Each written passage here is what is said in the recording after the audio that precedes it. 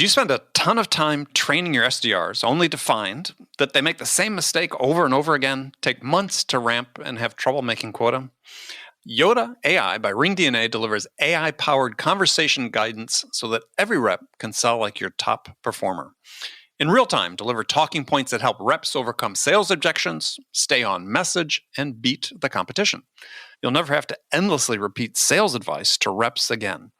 It's easy to set up, easy to customize, and comes with out-of-the-box coaching best practices.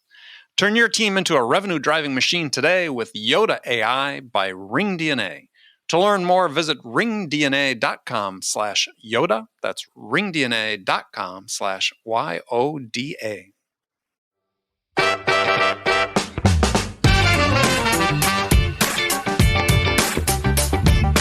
You go to the grocery store, you get your cart, and you're ready to check out. And there's a few different things you encounter when you check out. One is like you go through the express lane, and there's the long line, and then there's like the 4 different people who are checking people out as you go through, right? Or you go scan the set of folks that can check you out if you have more than 15 items, and you go pick the shortest line and then cross your fingers and you watch everybody else go faster than you. But there's actually math behind that. The most efficient way to handle a big list of things, a large queue, is to have multiple people taking from a single queue. That's why the express lanes are set up that way.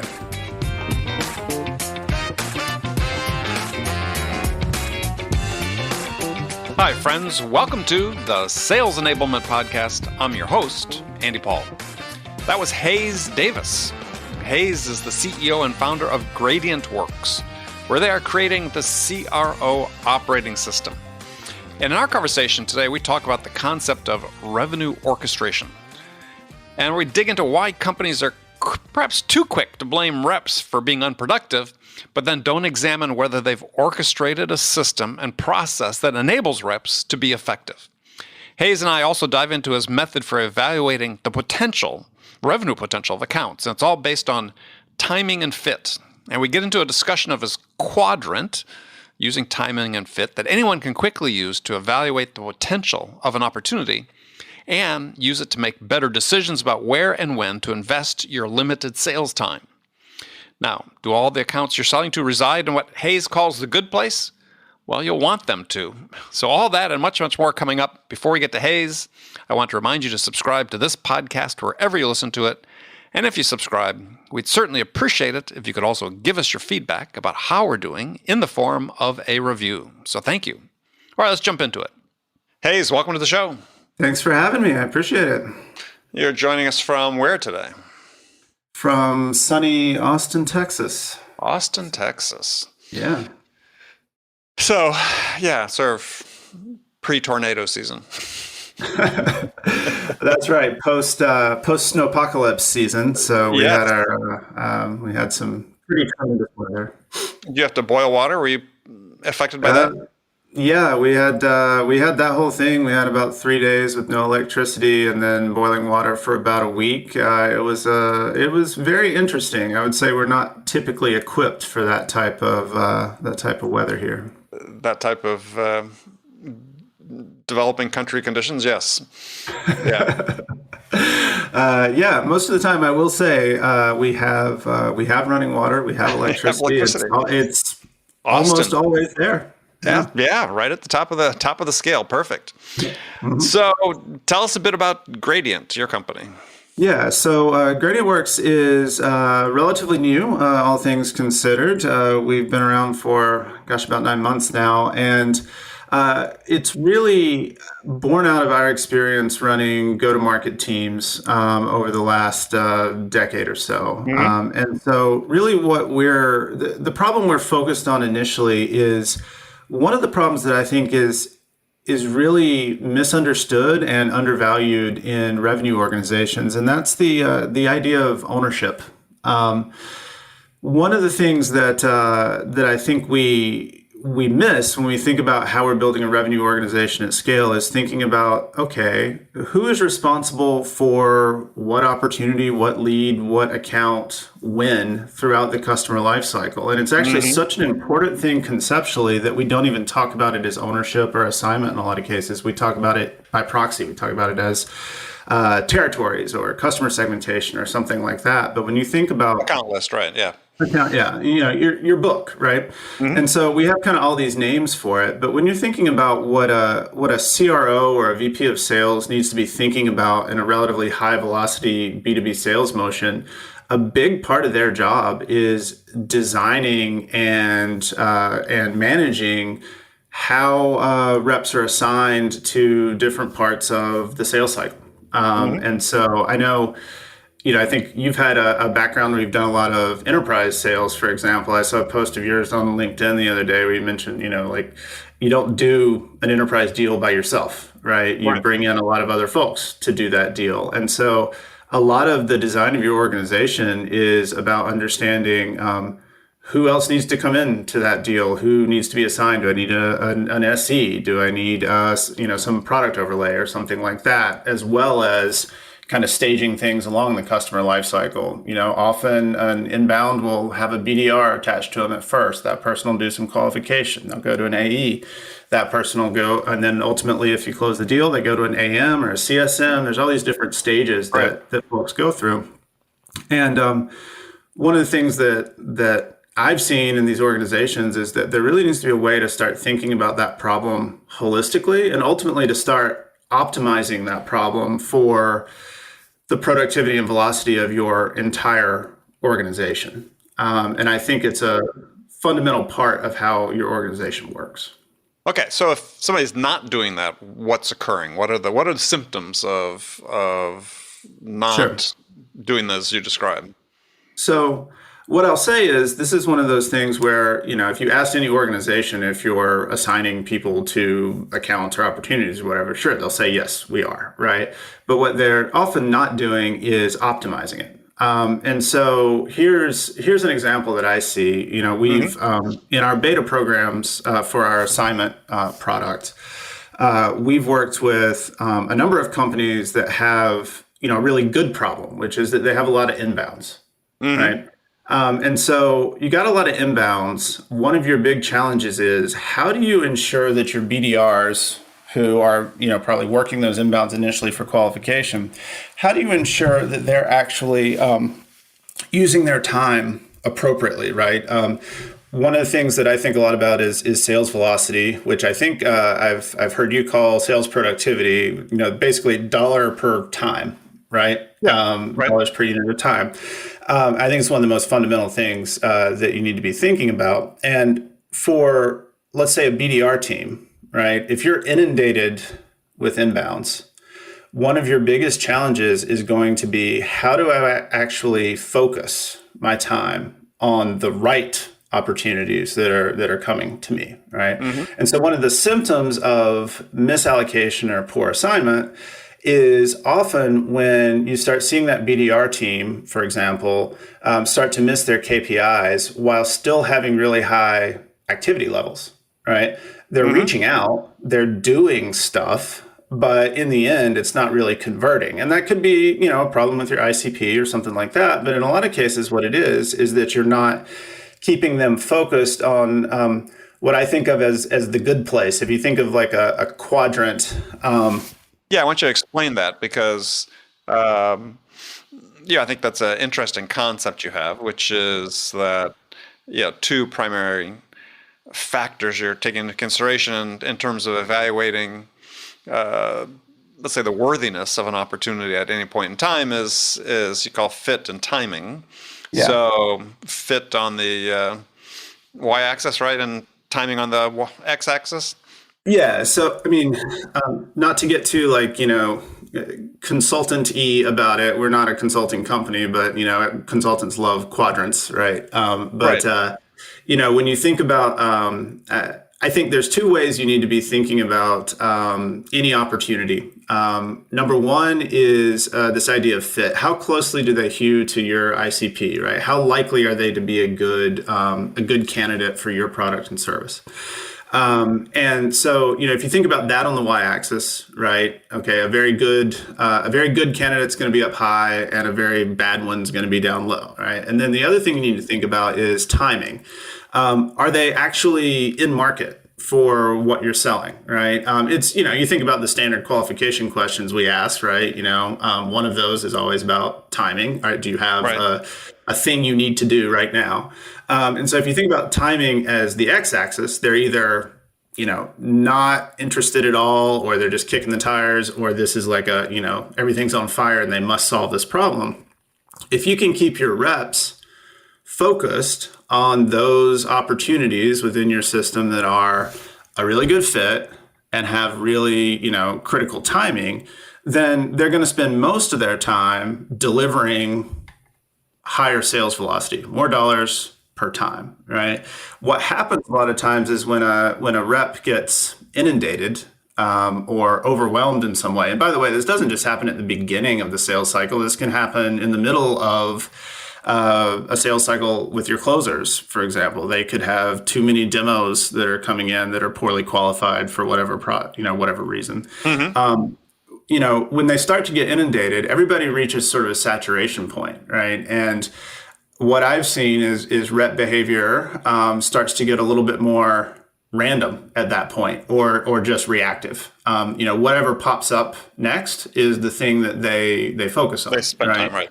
Yeah. And I think, so to me, this is an example of, if you're building your systems around the reps appropriately, and when I say system, I mean it in the systems theory kind of sense, not just like a technical system, but sort of the socioeconomic, like all of the things that go into an actual a system. Not a piece of technology, but right, not a piece of technology. People, process, technology, all that good stuff, right? And all that works together.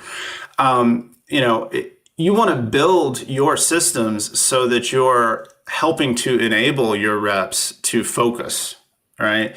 If your system is just designed to deliver, whatever as fast as possible, what you're going to do is ultimately hurt the reps' focus. You're going to hurt sales velocity, right?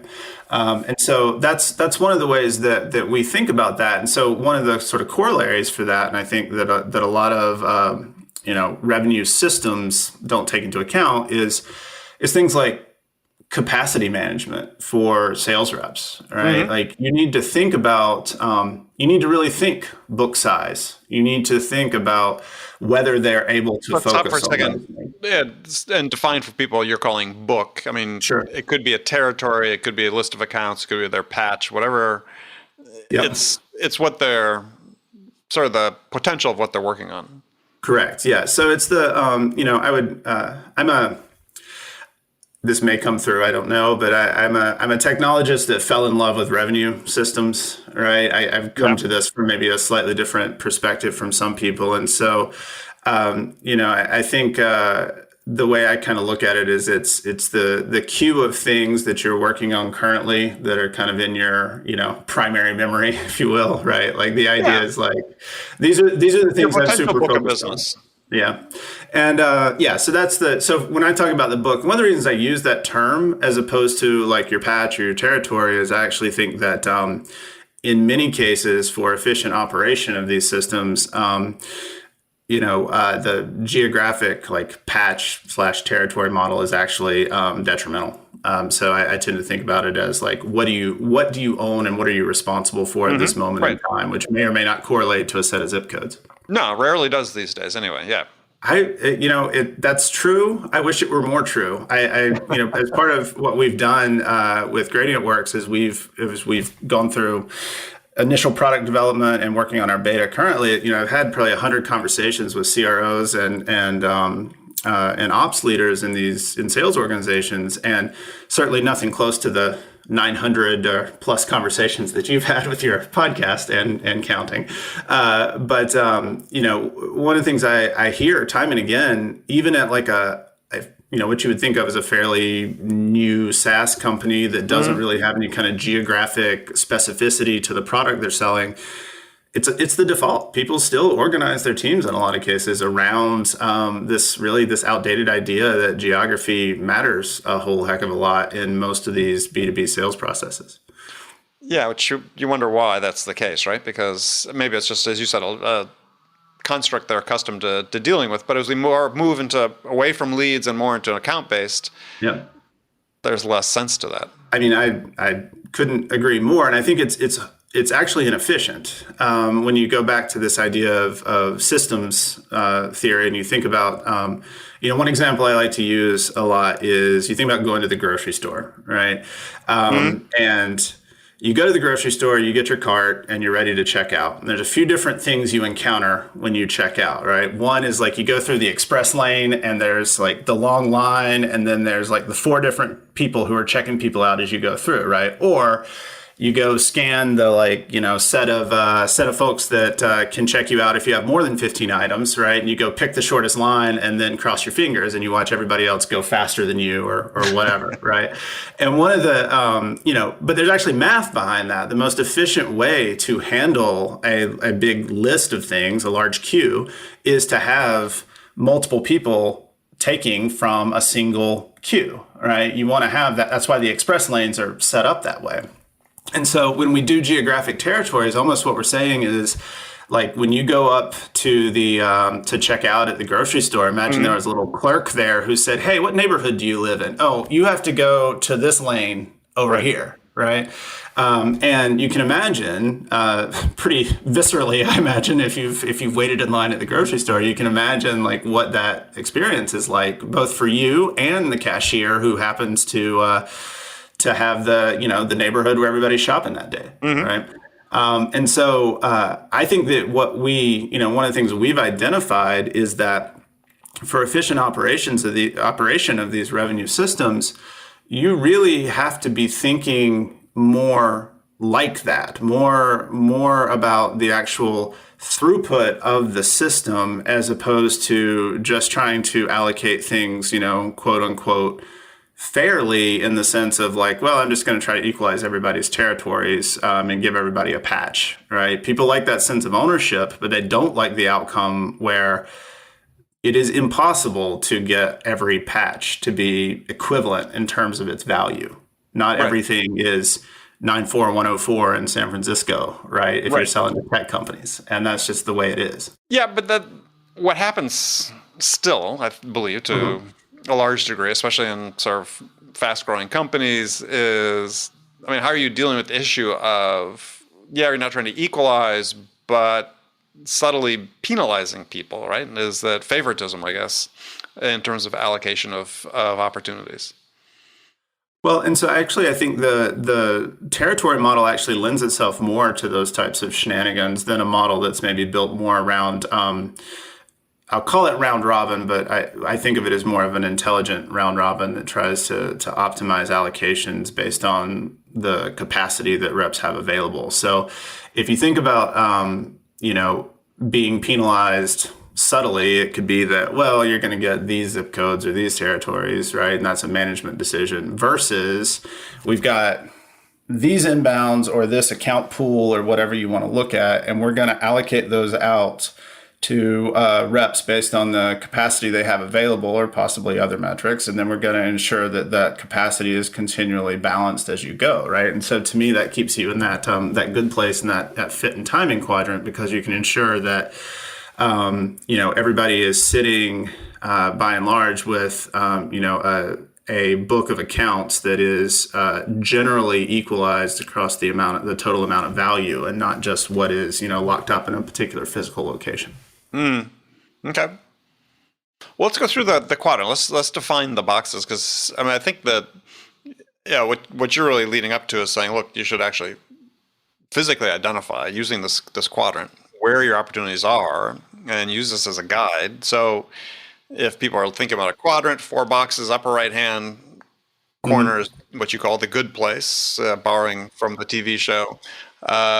So a good fit ICP wise, good fit timing wise. Right. Those you stress, and I think it's a really important point, is that's temporal in terms of timing.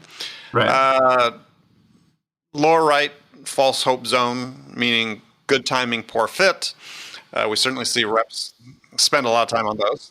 Yeah, I want to spend just a minute on the false hope zone, because I think the false hope zone is a really it's pretty insidious, because I've seen a lot in let's say you're in a fairly high velocity sales motion. You're selling like a mid-market SaaS kind of product, right? And maybe you're going from I don't know, a $10,000 sales price to maybe like a $25,000 or $30,000 kind of deal, right? And you're, like most companies, trying to get that ASP up, right? And so as you get closer and closer to your month or your quarter or whatever, your sales reps are going to come to you and say, hey, like these guys really want it, but this guy's want it. They're not quite the perfect fit, but I think if we get them started here, then we're going to, the account managers are going to be able to kind of get them to the right place, and then they're going to grow. It's going to be great. Right. And so those are the ones that you really have to watch for, because the timing is right. And everybody is generally, you and the customer are probably willing to convince yourself that it's a good fit. Right. So it's like, that's kind of the quadrant where you buy yourself churn in the future in a lot of cases. Right. And so I think that one is something you've got to be really careful about, because, if you're a sales leader and you got a rep that comes, you're close to your number for the quarter, you get a rep that comes to you and it says, look, these guys want to get across the line. Let's just do this. It's really hard to say no, right? Like maybe that's what gets you over the line. And it might not be even the right decision to say no, but you got to recognize the long-term implications of saying yes. Well, so let's just pause for a second on that, because this is something that's certainly sitting here on podcasts, it's really easy to say. Resist temptation when it exists, when the difference is between perhaps making your number for the quarter as a manager or not. What guidance do you give to the manager that's, you said, to your words, is buying churn at that point? Well, so first of all, I would never sit here and tell a manager, don't make your number, right? Like, make your number. Especially, I spent a lot of my life in startups, right? And you may be buying churn, and we can talk a lot about that if we ever get into it. But you're also buying the right to continue existing. So that's one of the, so like you can't really afford, if you're a startup or you're in a growth stage, to defer those kinds of things too far into the future, right? You got to get the revenue now and try to figure it out later in some cases. So so like you said, it's 100% easy to sit here on a podcast and tell somebody like, hey, you got to be cautious about this. And I think what you have to do as an organization is you have to recognize this dynamic. And it's one of the reasons why I believe that, a CRO or a VP of sales probably needs to own the entire customer lifecycle. They need to own new logos and they need to own retention, because at some point there's got to be a person, and it probably can't be the CEO because they're too distracted in the end by other facets of the company. You got to have somebody who owns that entire revenue number across the board. Because I think that they need to understand that if they're writing a check today, it's their butt that's going to cash the check tomorrow. And if you do that, you create at least a little bit of a balancing out of that equation. But I think one of the goals with this quadrant, instead of, we've described the good place, the upper right, good fit, good timing. Now we're false hope zone, lower right. People picturing this, we're moving. Hard to do this on a podcast, isn't it? Doing clockwise. Good timing, poor fit. But the goal is that because I wrote about from a different perspective, but I really believe it really helps. In my first book, I talk about creating a quadrant to actually plot your opportunities on the quadrant. Is because even within good timing, good fit, in the good place, there's a difference between being in the lower left-hand corner of that quadrant or the upper right-hand corner. So I really urge people as we start talking through this, is think about this visually and just write simple on a piece of paper and just put a ink dot where you think this prospect is, and be very realistic about it, because this will give you a sense to say, okay, is this worth pursuing at this time? Because I think the scenario you described was, this one sort of came in the door with like 2 weeks left to go in the quarter, and we were able to move it through the process really quickly. But if they came in the first week of the quarter, you'd probably make a different decision on it. Right. Yep. And if they're still hanging around at the end of the quarter, you might make yet another different decision. That's right. Well, but unfortunately, that's one of the things that you want to try to manage as a coach, is that your sellers are going to keep those around. Yeah. And they do have the opportunity otherwise to go out and find and work with better opportunities. I think this is what you're talking about is you always have, ideally, you always have choices, right? Unless you're really lean in terms of opportunity. But you're always making decisions, right? Win rates are such, they're relatively low, which means they're burning through lots of opportunities in a month. Who's to say you made the right decision up front about which ones to work on? And so I see this as an interesting tool to use as sort of I don't want to say qualification, let's say screening. Right. Regardless of what the BDR, SDR says. If you're an AE, I would create this quadrant, and we'll go through the other two parts. And I would be marking everyone, saying, okay, for the quarter, this is where these all fell. Yeah. I think that, I think about this a lot from a systems perspective, sort of as, sort of looking down at the whole system. But what's nice about this is it really does give you that ability as an individual rep. You can look at it at any level, right? All the way down to your individual rep, evaluating exactly what you've got on your plate right now, all the way up to, the CRO trying to think through, like, where are we in the quarter as a whole? So Right. yeah, I think it can be really useful to just start dotting this down, right? So I encourage it. So let me just finish the last two quadrants then. Lower left-hand corner, that's the bad place, bad timing, bad fit. And then in the upper left-hand corner, get back to me. Those are good fit, bad timing. Yeah, and those are, I've seen reps spend a lot of time trying to push timing, right? Like you see they're a good fit, but and to some degree that's their job, right? But it's really easy to it's easy to get happy ears around timing, or to otherwise try to think, well, all right, my POC seems really excited about this, but they're hearing back from somebody else that, like, this isn't something they can prioritize right now. But I think if I just give them this information, they can kind of push it up the chain and we can move them forward. And so it's a better place to be, right? Especially if you're really conscious of how you manage it, because, as long as somebody's a good fit, and I think you mentioned account-based marketing earlier, and I think ABM is the way that you need to do things. You need to be focused on the account, right? And so one of the interesting things I think about ABM is that, it's very much not a transactional way of thinking about the world. You're going to get multiple at-bats with a particular account as they move through, changes in their business and that kind of thing. So it's important for you to be talking to folks to a certain degree who are good fits, but not necessarily the right timing, so that you can get intelligence about what is the right timing, so that when that timing comes up, there you are. And so you want some of the behavior to happen in this quadrant for sure. Yeah, you look at, like, building your bench of prospects. You have to, you got to sell prospects next month and the month after and the month after, right. And you got to have those conversations. You can't wait till they're actually in market to initiate those conversations. If you're doing that, it's great intelligence to have, but ideally, especially in an account-based world, you're talking to those opportunities and you're developing those accounts, assuming your book of business is not too big, and you address that. You should be working them all anyway. Yeah.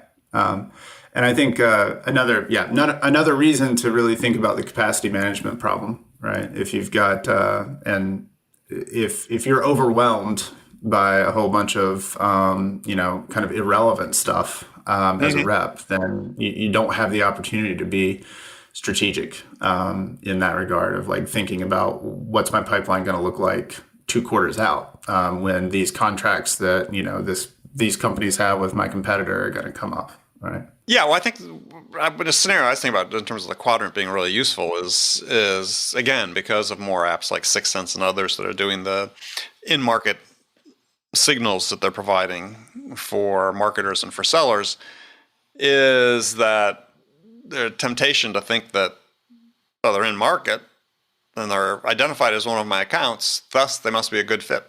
Right. Yeah.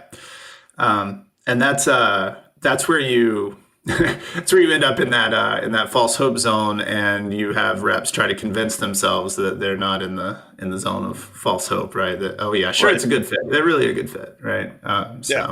That's why I wanted to spend some time on that one, because I think it really is a great place to get stuck. And it can be found. Yeah. Yeah. Well, because you think one signal equals two. Well, it's not the case at all. Right. Well, so you also mentioned this, you'd written a good article I'd read about this whole concept of fit and timing, which I really liked. And you talked about that sales orgs need to put some guardrails in place to keep reps focused. I was going to change the order of the ones that you had listed and talk about it. And lead off with the fact that they have to reduce the size of the business book that the sellers are responsible for. And I'm a huge believer in the theory of constraints in growing sales. And I don't think that narrowing the number of accounts is a constraint that's difficult. I think it's a constraint that forces you to do a better job. Yeah. And I'm glad, somehow I thought we might not get through this conversation without bringing up Goldratt and theory of constraints and that sort of thing. So I'm happy that you did, because I think what gets fascinating for me is when you start thinking about this type of, fit and timing, and you start breaking down all the places in your sales organization where one team or one role or whatever feeds another role. When you start connecting these different components together, right? Because each one of these has all of the same challenges at every stage. So you've got your demand generation, right, which is trying to do a version of this and make sure that the folks who are, inbound are the right kind of folks, and that they, they have some kind of interest. Then you've got your BDRs who are doing the same thing. And if you break it down to people who are handling inbound versus people who are handling outbound, you've got your outbound teams who are usually probably kind of inefficiently, but doggedly going out and trying to find folks who are ideally they're working with a book that's you think is a reasonable ICP or reasonable fit, right? And then they're trying to go kind of figure out timing and some of those components. And then those folks are usually feeding, some closers if you're in sort of a standard. I'll say standard, but kind of that sort of B2B. Let's call them sellers. I hate the closer thing. Sellers. Okay, that's fine. In general, they're horrible closers, but yeah, go ahead. Well, that's true.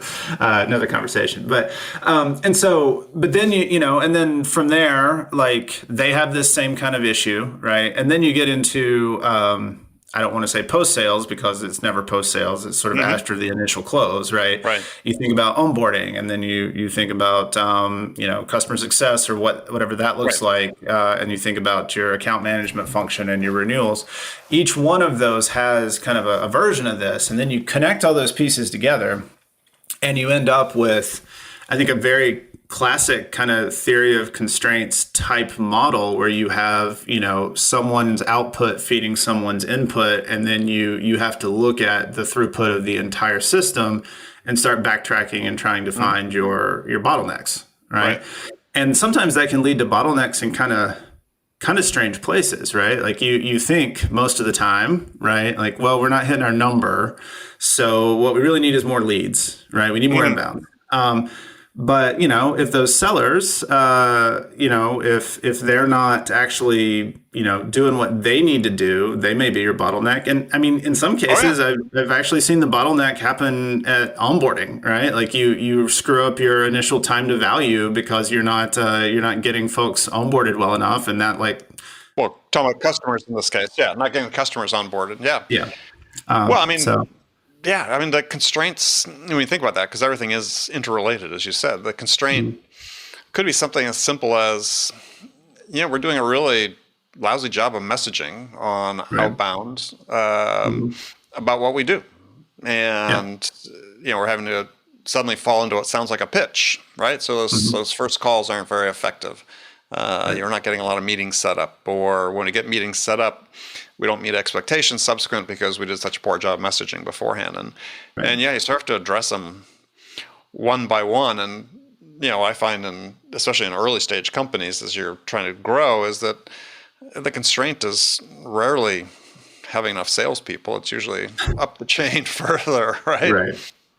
Right. What's interesting about that is I also do see one, you talk to like, okay, so let's say that our pitch isn't, or our talk track isn't working well in that, outbound that we're doing, right? We identify that. What I do see happen a lot, and this again goes back to Goldratt and theory of constraints, is a lot of times if you're a CRO and you're tasked with the number, right? The velocity number, depending, you can measure it however you want from a time perspective, but you need to produce a certain number of dollars every quarter, right? Like that's what you're supposed to do.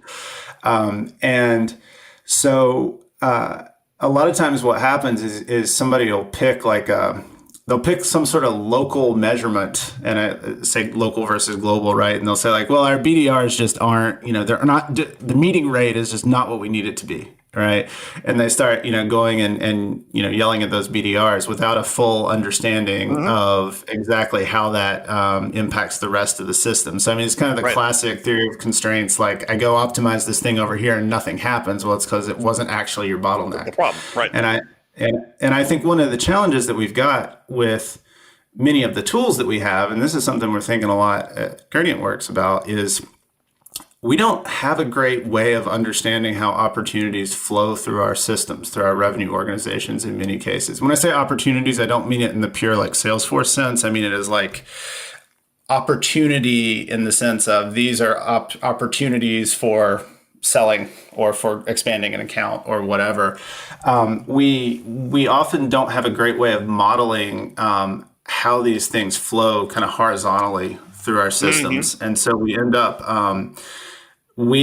building things like everyone does, like a static quota capacity model, for example, that just says like, I'm going to take a bunch of averages and I'm going to plug those in and that's going to spit out how many heads I need, right? But it doesn't really tell you in detail how these things actually flow through the system. And you can never really find your bottlenecks that way if you don't understand the interconnectivity. And I think that's a missing piece in the, kind of the toolkit that a CRO needs. Tell me about it. This is one I've been pushing for a long time. Yeah. And it requires a little more work, though a lot of it can be automated these days. But you have to capture the time that people are spending on tasks. And the individual as well as the team. And, the example I give, and because we were doing this all manually back a while ago, but a startup was now quite a large company, but at the time we were sub $100 million, but still growing quickly and pretty sizable, is basically if you were a salesperson, if you had a qualified opportunity, we created a job number for it. And you charge your time to a job number. So if you're on the phone with a customer, you charge time to it. If a SE was talking to the customer, they charged their time to it. So you knew exactly how much time it took you, both the individual seller as well as organizationally, to move a deal through from start to finish. And we just measured it. Initially, I was concerned. I wasn't concerned about the post. I was concerned about up to the order. But to me, that's productivity, right? When you understand you've got a rate of output per units of input, and then you can start actually saying, okay, well, looking across this last year, it seems to be that it takes us, just say, 50 hours of time across the organization on average to bring $1 million opportunity through the pipeline. Now you can start making predictions about your capacity, right? And what you're actually able to achieve if you set your systems up properly. And I think what's interesting about that, right, is I think there's two ways of measuring time. One is sort of, I'll call it active time. You're actually doing this thing, right, during this point in time. And then the other I'll just sort of like call wall time. And, you look at the clock and this is how much time has passed between, point A and point B, right? And so one of the things that I think is important here is if you only are looking at sort of those time slices and you're not thinking about the actual kind of wall clock time of how long it takes to get from point A to point B, you're going to miss the points at which you have latency that are dragging down your throughput, right? So like where people aren't responding to things, or where your rep is working on another opportunity, and so there's an opportunity cost to that, right? And Sure. so I think you've got to be looking at all of those things. And again, in the end, if you roll it up to the CRO, right, you've got 90 days to go get however many millions of dollars you're supposed to get, right? And that's kind of how you're measured and how people think about what you're supposed to do, right? And so as you get down to those granular kind of active time slices, I think you're going to miss some of the latencies that happen in the system. Perhaps. But I mean, on the other hand, though, at least you're starting at a point where you're saying, look, when you're at the time that you have control over, when you're actually doing something, right? What does it produce? Right. And I think that's super important for sure. I mean, we could. I think we'd be better off from one perspective to say, geez, as sellers, let's say take your BDR time as, we've got activity metrics we want them to hit. But I would contend that if we found a way to analyze to say, look, these calls don't ever lead to an outcome, right? A productive outcome. Therefore, they're not productive calls. How do we minimize the number of calls that don't lead to a productive output? I mean, I draw the factory analogy, right? I mean, if and more, this is not about BDR per se, but in sales in general, is, if you have a factory and you have the capability of producing 100 widgets an hour, but you produce 80, but 20 of them need to be reworked before they can go back out again. Mm-hmm. What's your productivity? It's not 100, it's not 80, it's 60. Yet people are looking at productivity for BDRs and saying, well, 50 calls a day or whatever, that's their productivity. And I would say, well, that's not their productivity, that's just the activity. Let's now start looking at productivity. And yeah, I know it's a bridge too far for many people, but we're starting to have the data available. The other performance-based professions, and I always default to talking about soccer because that's, you can use the data to analyze these things to a much greater degree than we are. And we have a lot of information there that we're just not surfacing. Yeah, and I unfortunately I can't speak to soccer, but I'm a basketball stats kind of person, and the performance, the level of detail that we've started to get to over the past few years in terms of thinking about what actually produces outcomes is really fascinating. And I think, but one of the things that I think is interesting about that, you mentioned like doing some of this by hand or then, being able to start tracking these things via, the system that you were using before. I kind of feel like I'm going to use a term I think that you don't love, which is modern sales. But here's what I think modern sales actually is. And I actually view the sales, the revenue organizations we have today are undergoing a transformation similar to what manufacturing organizations underwent in the 70s and 80s with lean manufacturing. I think what we're seeing is the qualitative changes that happen when technology reaches a certain threshold, that when you have a technology-enabled system, like we were talking about before, not the tech system, but the people and the process and the technology all working together, when you get to a certain threshold of the amount of data, the interconnectedness of the data, how the systems actually are utilized on a day-to-day basis to do the job, you start to be able to control things in a really different way. You go to like the Toyota production system, right, was started being developed based off the Ford systems in the 30s, and so they did it very manually. But eventually, when you get into the 70s and 80s, all of a sudden, you get into kind of like the gold time frame, right? You start to be able to do these things with computers, right? And so you start to be able to manage workflows throughout the entire system. The machines start to give you data, so you can start building out like simulations of how those machines are going to work with, work in the system.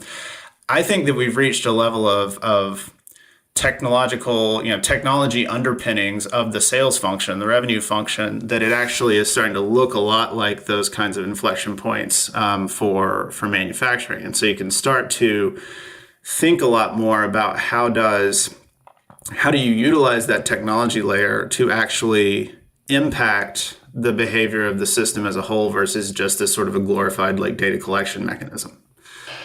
I think that's the desired outcome. My belief is we're not anywhere close to that yet. Right. But we have the tools and stuff in place to begin to do that. Right.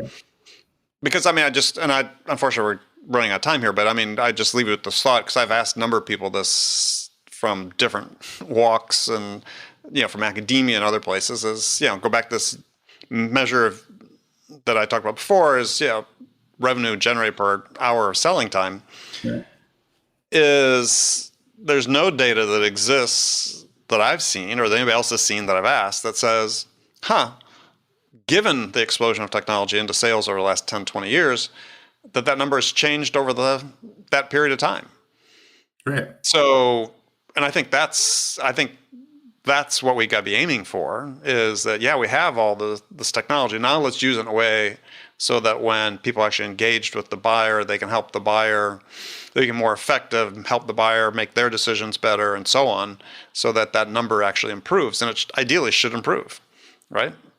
So, and I do wonder, though, are we measuring, and I know we're about to run out of time here, but I think if you think about it from a global systems level as opposed to a local optimization level, I think there's probably some evidence that the use of technology has enabled us to produce more revenue at the systems level. When you look at the number of the number of massive companies with large valuations and steadily increasing revenues, right? It's hard to track that back to how much of that is driven by technology change versus market size. So it's not an easy answer. Right. Yeah, it'd be fun to talk about that, but we'll have to do it another time because, I think it's a topic worth discussing because I think this is the way that we measure and should be measuring sales going forward as opposed to unit-based quotas and things we do today. So whole different discussion. So anyway, Hayes, it's been a pleasure. Thank you. Yeah, this has been fun. If people want to connect with you, what's the best way to do that? I'd suggest LinkedIn. I'm Hayes Perfect. Davis on LinkedIn. Easy to find me. Perfect. All right, Hayes, look forward to doing it again. All right, sounds great. Okay, friends, that's it for this episode. First of all, I want to thank you for taking the time to listen. As always, we're so grateful for your support of the show. And I want to thank my guest, Hayes Davis, for sharing his insights with us today. If you enjoy this episode, please subscribe to this podcast, Sales Enablement with Andy Paul, on iTunes, Spotify, or wherever you listen to podcasts. And if you could also leave us a rating or a review and let us know how we're doing, well, we'd appreciate that. You can do all that on your phone in less than a minute as soon as this episode is over. So thank you for your help. And as always, thank you so much for investing your time with me today. Until next time, I'm your host, Andy Paul. Good selling, everyone.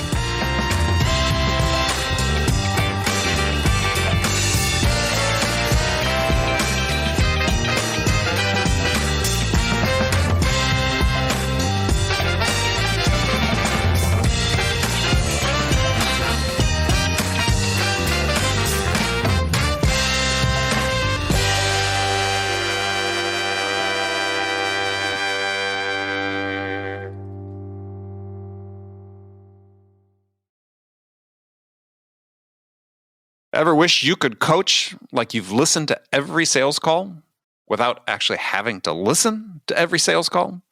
Conversation AI from RingDNA uses the power of artificial intelligence to help busy sales managers know exactly where to focus their coaching efforts. Learn which talking points are working and which are falling flat, ramp new reps faster, and help your entire team master the art of conversation. Unlock your team's full potential with the power of AI. Learn more at ringdna.com/CAI. That's ringdna.com/CAI.